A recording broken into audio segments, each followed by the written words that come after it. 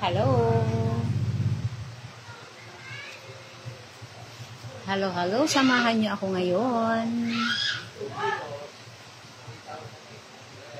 Magandang gabi po sa inyong lahat.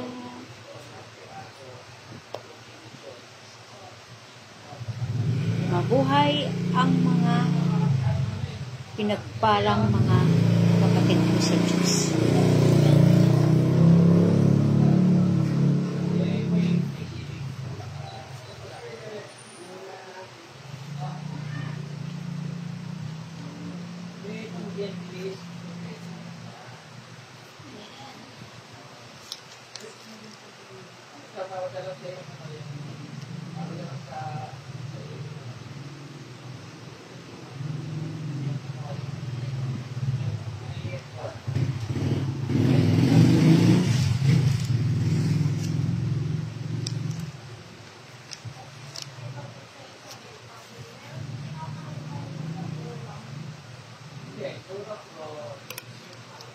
Hi! Shout out sa mga nanonood dyan. Samahan nyo ako at meron tayong matututunan. Napunta ka sa bidyong may matututunan. Magandang araw sa nanonood. Hindi pala araw. Gabi na pala ngayon. Ano ba naman ako? Lasing. Magandang gabi po sa inyong lahat. Mayroon lang akong babasahin sa inyo. Ito ay galing mismo sa Bible. Sinulat ko lang kasi ang liliit ng sulat doon sa Bible. At least dito, mababasa ko ng medyo maayos. Kasi pag sa Bible, masyadong maliit. Kaya nilipat ko siya dito. Pero, pawang katotohanan lang din naman itong aking sasabihin sa inyo. Kasi galing din sa Bible. Yan. Para sa akin, ang Pilipinas ay pinagpala ng ating Panginoon Diyos. Mahal ng Panginoon Diyos ang bansang Pilipinas. At babasahin ko yung kanyang sinabi dito sa Jeremiah 5 versikulo 15. Sabi dito, narito ako'y magdadala sa inyo ng isang bansang mula sa malayo o sa sambahayan ni Israel, sabi ng Panginoon, isang matibay na bansa, isang bansang mula sa una, isang bansang ang wika'y hindi mo malalaman o mauunawaan man ang kanilang salita. So para sa akin, ang tinutukoy dito ng ating Panginoon Diyos sa Bible ay ang Pilipinas. Kasi ang Pilipinas kasi ay nasa maraming mga salita, kumbaga. Kaya ang sinasabi sa Bible, ang Pilipinas ang mamahal ng ating Panginoon Diyos at tayo ay kanyang panibagong bayan kasi di ba nga kung napapansin nyo ang bayan Israel sa Gomora at Gomora at Samura ba yun? Nalimutan ko na. Ayun ay nagalit doon ng ating Panginoon Diyos kasi mga hindi nakarapat-dapat yung mga nangyayari doon.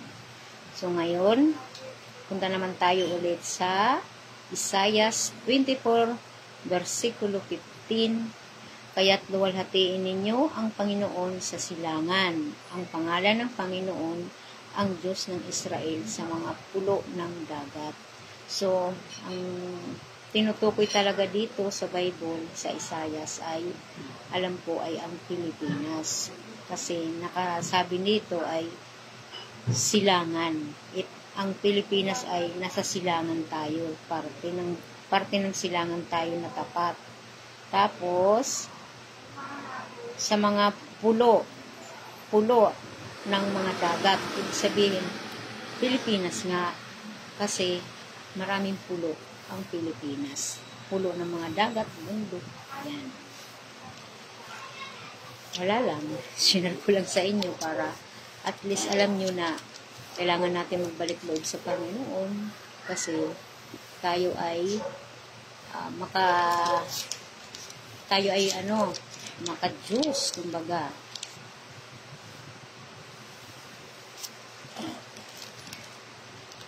Hello po sa inyong lahat. Ayan. Yung propesya po ng ating mga ninuno ay alam ko ang Pilipinas ang kanyang tinutukoy. Ang kanyang pinipili ng Diyos na bayan sa dulo ng sahulan ni Isaias ay tumutukoy sa bansang Pilipinas. Yung tulda kasi na sinasabi na sa Bible ay yun mga simbahan po. Alam naman natin na ang Pilipinas ay maraming relihiyon. Pero natutuwa pa rin ang Panginoon Diyos sa atin. Kaya mamahalin talaga tayo at ililigtas tayo ng mahal ng Panginoon Diyos kasi halos lahat ng mga iba't ibang relihiyon para naman kasi kay God din yun. Dito po sa Pilipinas lang ang mayroon ganun kadaming mga relihiyon. Pero sa ibang bansa po hindi po ganun. Pilipinas lang talaga ang mas maraming mga iba't ibang relihiyon. Ayan. Kaya inaanyayahan ng lahat na magsibalik na sa Diyos at natukoy ang ating bayan.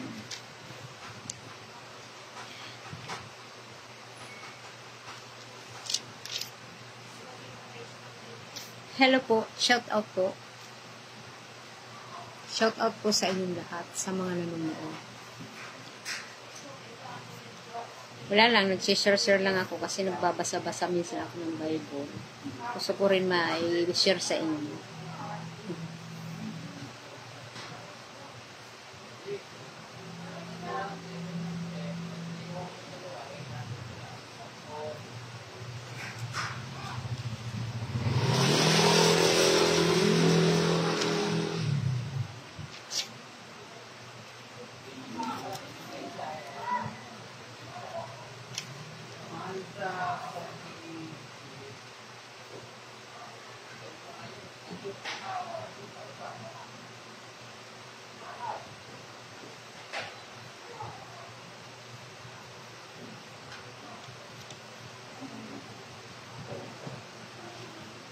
Yes, hello.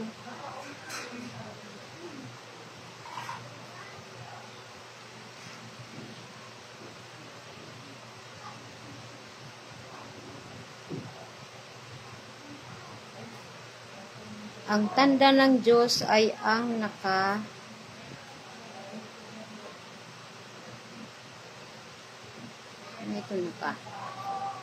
ating mga ang tanda ng Diyos ay nasa ating mga puso.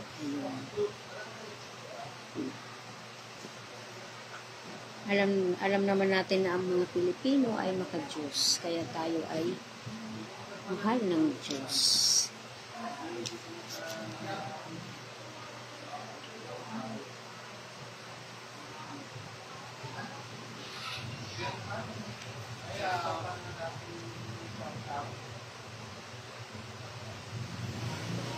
Babasahin lang ako sa inyo sandali. Sa Mateo 6, versikulo 33. Ngunit hanapin muna ninyo ang kaharian ng Diyos at ang kanyang katuwiran at ang lahat ng mga bagay na ito ay idinaragdag sa inyo. Mateo 21:43. Kaya't sinasabi ko sa inyo, aalisin ang kaharian ng Diyos sa inyo at ibibigay sa isang bansang nagkakabunga. Hindi po ba? Inalis doon sa Gomora sa sa Gomora ang makapangyarihan na bayan, at i-welcome tayo ng Panginoong Diyos kung sino yung nangangabunga. Ang Pilipinas, alam ko nangangabunga tayo kasi mapagmahal tayo, makadiyos tayo. Sabi ko nga, lahat ng relihiyon nandito na sa Pilipinas. So, maaaring ang tinutukoy dito sa propesiya sa Biblia ay ang Pilipinas. Sa Mateo 21:43. Yan, ang sabi kasi niya, aalisin ang kaharian ng Diyos sa inyo. Kaya't sinasabi ko sa inyo, aalisin ang kaharian ng Diyos sa inyo at ibibigay sa isang bansang nangangabunga. O, di ba? Kumbaga, para sa akin ay inalis na sa ibang bansa, sa Gomora, sumugam sa Gomora, at ibibigay sa isang bansang nangangabunga, nagkakabunga. Tayong Pilipinas, makadiyos, maawain, matulungin. Iba't ibang relihiyon man, at least, alam ni God na tayo ay nangangabunga. Marami tayong mga relihiyon eh. Marami tayo, pero sa Diyos pa rin naman yun. So, ayun ang aking mai-share.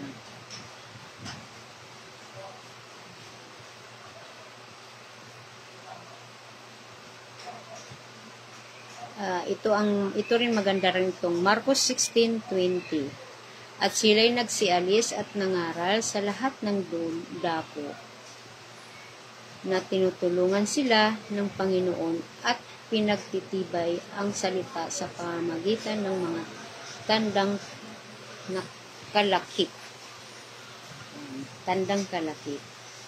At kung paano ang mga araw ni Noe, gayon din naman ang pagparito ng anak ng tao. Sapagkat gaya ng mga araw bago maganap ang baha, sila'y nagsisikain at nagsisiinom, nangangag-aasawa at pinagpag-asawa hanggang sa araw na pumasok si Noe sa daong. Yan po. May binasa lang ako para at least yung mga may alam sa Bible ay check nila kung tama, kung ano ang sinasabi ng propesiya sa Bible.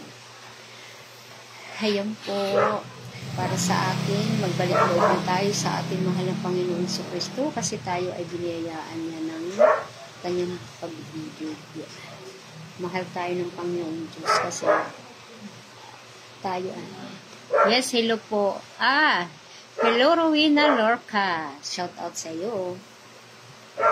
Shout out dyan sa inyong tahanan. Kumusta dyan, Rowena Lorca, sa inyong bahay? Ayun, nag-aano lang ako. Yung binasa ko kasi sa Bible na mas nagustuhan ko, isinulat ko siya para i-share ko rin sa inyo. Sabi ko nga, para sa aking pag-iisip lang naman, baka kako yung tinutukoy sa propesiya sa Bible ay ang kanyang ililigtas ay ang Pilipinas. Kasi tayo, di ba, nangangabunga nga naman tayo dahil marami tayong mga relihiyon, hindi lang Katoliko, iba't ibang relihiyon. Yes, ayan, kumusta? Wow, kakatuwa naman si Rowena Lorca. Sana maintindihan nyo ako kung bakit puro Bible yung mga pinagbabasa ko. Kasi siyempre sa panahon ngayon, wala tayo ibang kakampi kundi ang Panginoon Diyos lamang. At saka, alam nyo, ang ano ngayon, ang mga sakit ngayon, palala ng palala. Tapos, ito pa nga, yung sabi nga sa propesiya, yung mangyayaring mga gulo, mangyayaring sakit, mangyayaring paghihirap. Kumbaga, tinukoy na ito sa Biblia, yung mga sinasabi sa propesiya. Nangyari na nga, di ba, yung sa naghirap tayo dahil dyan sa, ano ba yan, COVID. Tapos ang mga bawat bansa nagkakagulo-gulo. So, yan, pahiwatig yan. Pahiwatig yan na tayo ay magbalik loob sa Kanya. Totoo po ito. May mga nagpatunay na, di po ba? Yes, kaka-shoutout ko lang po galing sa work. Kaka-out ko lang po galing sa work. Ay, maigi naman, kagagaling mo lang sa work, na ano mo agad ako, pinuntahan mo ka agad ako. Rowena Lorca. Hello. Magandang gabi sa iyo. Share ko lang kasi yung iba, hindi ko alam kung naiintindihan nila ako. Pero ako kasi gusto ko lang na yung hindi lang ako yung kakaalam. Gusto ko rin na may makaalam na bukod pa sa akin na yun nga, sabi ko nga, yung nangyayari ngayon sa mundong ito, di ba ngayon may mga COVID nga ngayon eh. Parang bumabalik na, COVID, mga dengue. Yan, isa din yan. Yung gulo sa mga iba't ibang lugar. Yung pagsabog ng vulkan. Kumbaga, para tayong pinakatok na tayo ay magising, magbalik loob tayo sa Kanya. Ayan po, nagsishare lang ako. Nag-live lang. Kakatuwa ka naman, Rowena Lorca. Kaka-out mo lang sa iyong trabaho ay pinanood mo agad ako. Thank you sa iyo. Ay hello kay Judith Singko. Shout out dyan sa inyong tahanan. Yan. Nag-ano lang ako, naparaan lang para share ko lang yung mga nabasa ko sa Bible. Sinishare ko lang.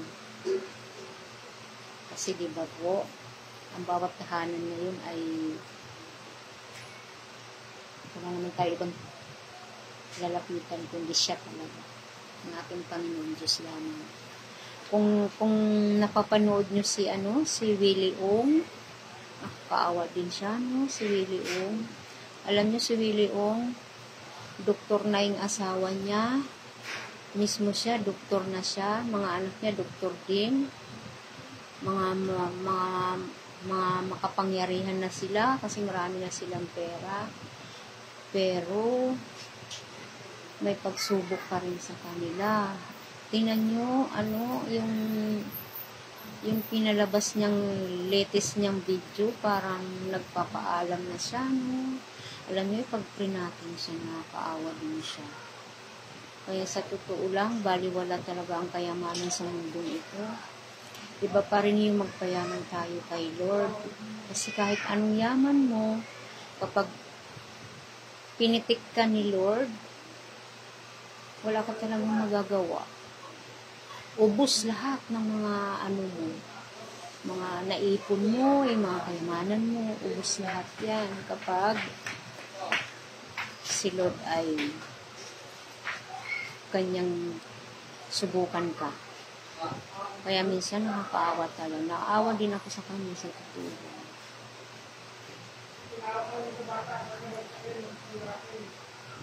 Wow, welcome din. Welcome, sabi ni Rowena Lorca. Welcome po ate. God bless always sa iyo. Oo nga na, salamat sa iyo kasi kahit kararating mo lang galing sa trabaho, pinagtsagaan mo akong panoorin. Salamat. Yun lang kasi, kapapanood ko pa lang ngayon kay Willie Ong, yung latest video niya, nakakaawa. Kaya sabi ko, bless pa rin tayo mga mahihirap. Bless pa rin tayo kasi kahit ganito lang tayo, kahit may mga problema tayo sa ganyan, at least mas malapit tayo sa ating mahal na Panginoon. Basta maging good boy, good girl lang tayo, hindi tayo gagawa ng masama sa kapwa natin ng hindi maganda, para ang karma ay maganda rin. Hindi po ba? Kasi hindi natutulog ang Panginoon Diyos. Alam niya yan. Kung ano mga pinagagawa natin, iniisip pa lang natin kung anong ating plano. Alam niya na yan. Kaya tayo, tsaga-tsaga lang tayo. Kasi kung naalala nyo, ang ating Panginoong Jesus, di ba? Walang tahanan. Palakad-lakad lang, palipat-lipat lang siya. Tapos, As in, wala siyang kaari-arian kung tutusin. Kung gugustuhin niya, kaya niya. Ayun. Kaya hindi natin kailangan yung mga kayamanan na yan. Ang atin ay ang ating kalusugan ang importante. Diba? Ayan. Si Ronalyn Tiongson, shout out dyan sa inyo. At kay Athena Altina, shout out dyan sa inyo. And Judith Cinco, Rowena Larca, I love you so much. Maraming salamat sa inyong panunood sa akin. Ayan. Wala lang, nag-share lang ako, nag-imot-imot lang ako. Kasi parang nanlata ako doon sa napanood ko. Biruin nyo, mga doktor na, makapangyarihan na, wala pa rin nangyayari talaga. Parang nagpapaalam na nga siya sa bidyong iyon. Papaalam na talaga siya. Sabi niya, anumang oras ay mawawala na siya sa mundong ito. Diba? Kahit anong yaman mo, kahit anong dami ng pera mo, wala talaga kapag binawi ni God yan. Wala talaga. Yes, shout out sa iyo, Joanne. Shout out kay Bring Ding O. Sino? Kay Ronalyn Tiongson at kay Rowena Lorca and Artina and Judith Cinco. Yan. Shout out po sa inyo.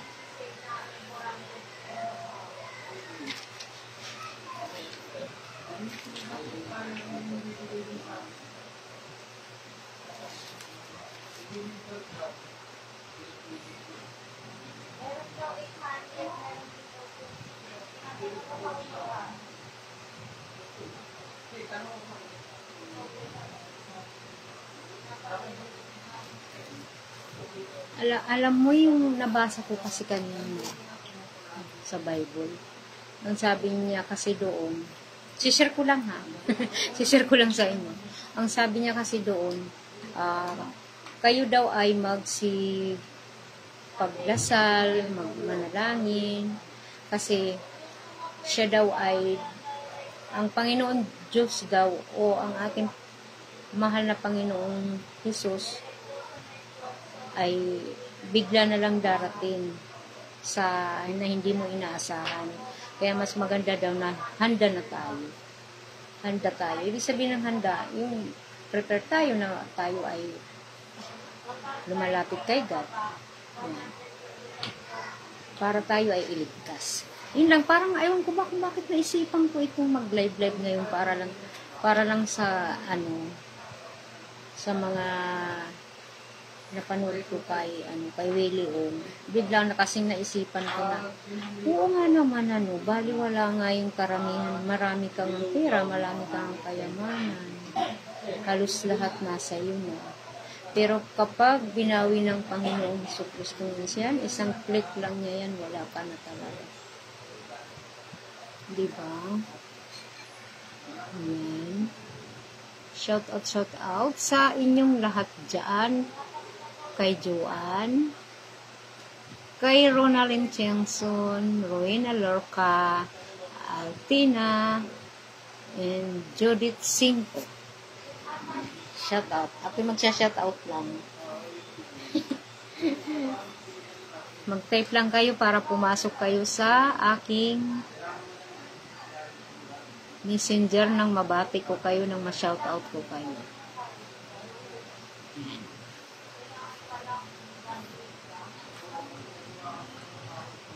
Babasahan ko kayo tungkol kay Mateo 24 versikulo 3 and 8. Yan siya. Ang makakaintindi lang sa akin ngayon ay yung malapit kay Lord, at kahit sinong mga relihiyon, yun lang po ang makakaintindi sa akin. Yung mga hindi po nakakaintindi sa parte sa mga salita ng Diyos ay mas makakatulong sana ito sa inyo kung kayo ay manunood o makikinig. May babasahin lang ako yung kay Mateo. Ang sabi ni dito, at samantalang siya'y nakaupo sa bundok ng mga olebo, ay nagsilapit sa kanya ng bukod ang mga alagad na nagsabi, sabihin mo sa amin kailan mangyayari ang mga bagay na ito at ano ang magiging tanda ng iyong pagparito at ng katapusan ng sanlibutan.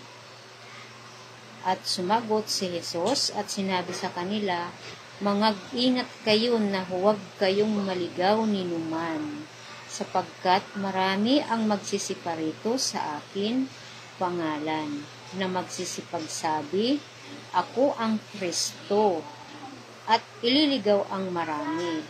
At mga karinig kayo ng mga digmaan at ng mga alingaw-ngaw ng mga digmaan. Ingatan ninyo na huwag kayong mga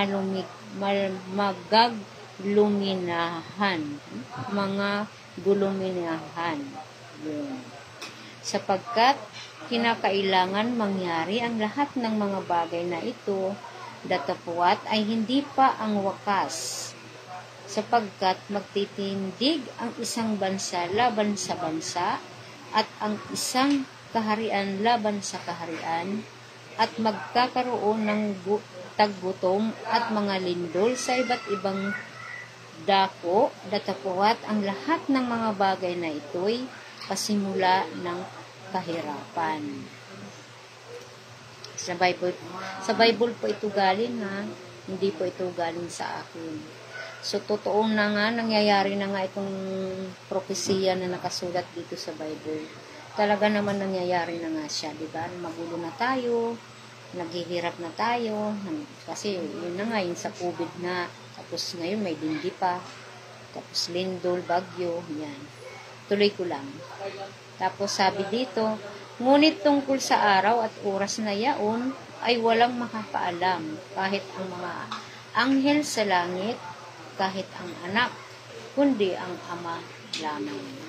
Yun, yung biglang pagdating daw ng Panginoong Hesus, ay walang makakaalam kahit mga anghel, kahit ang ating Panginoon Hesus, hindi rin niya alam, kundi ang Ama lamang, ang Panginoon Diyos lamang, ang makakaalam sa pagdating ng kanyang pagpunta dito sa ating mundo. Alam ko, Pilipinas ang napili ng ating Panginoon Diyos. Kasi sa binasa ko lang dito, binasa ko dito kanina, nasabi niya ay yung bansang, sabi niya dito ay, at kung paano ang mga araw ni Noe, gayon din naman ang pagparito ng anak ng tao, sapagkat gaya ng mga araw bago maganap ang baha, sila'y nagsisikain at nagsisiinom, nangag-aasawa at pinag-asawa hanggang sa araw na pumasok si Noe sa daon. At sila'y nagsialis at nangaral sa lahat ng dako at tinulungan sila ng Panginoon at pinatitibay ang salita sa pamamagitan ng mga tandang kalakip. Mateo, ngunit hanapin muna ninyo ang kaharian ng Diyos at ang kanyang katuwiran, at ang lahat ng mga bagay na ito ay idaragdag sa inyo. Kaya't sinasabi ko sa inyo, alisin ang kaharian ng Diyos sa inyo. Sinasabi ko sa inyo, aalisin ang kaharian ng Diyos sa inyo at ibibigay sa isang bansang nagkakabunga. Ang bansang Pilipinas ay nangangabunga. Tayo ang pinili ng Panginoon Diyos para tayo ay iligtas. Darating bigla ang ating mahal na Panginoon. O sige, hanggang dito na lang. Kain na po tayo. Gabi na, shout out sa'yo, Judith Cinco, Athena, and Rowena Lorca, and Joanne. Shout out sa inyong pamilya. Bye-bye. Sa susunod ulit. God bless sa ating lahat. Thank you. Wala, na-share ko lang. Kasi yun nga, may napanood na ako. Thank you. Bye. God bless. Sa pangalan ng Panginoon si Kristong Jesus, ay tayo ay ililigtas na. Amen. Thank you. Bye.